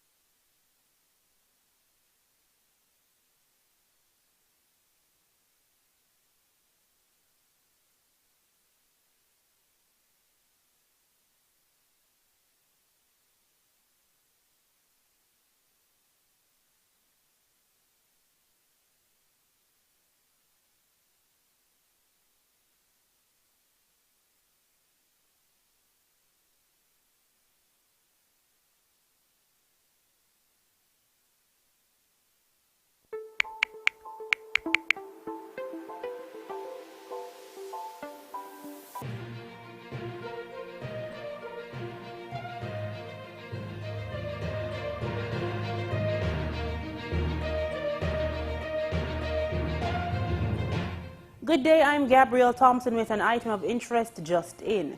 The Jamaica Tertiary Education Commission, J-TEC, is reporting that persons who have learned skills and competencies through experience are now able to get qualified.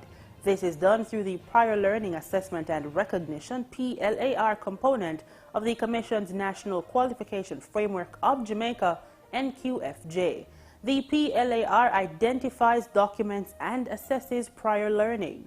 Getting qualified through PLAR is for persons who have gained experience in various jobs, in volunteer activities, through a hobby, interests, independent study, or through training courses. Assessing prior learning takes into consideration your portfolio, results of a challenge exam, and your ability to demonstrate your skills. The benefits of this component of the NQFJ include eliminating learning duplication. It increases self-confidence in learners, validates learning through work and life experience, identifies areas that require further study, and encourages learners to pursue further communication. J-TEC says people who fall in these categories are capable of getting hired because they can actively demonstrate their skills through the portfolio of work they have developed. Stay tuned for more items of interest. So go call mommy about this. So good.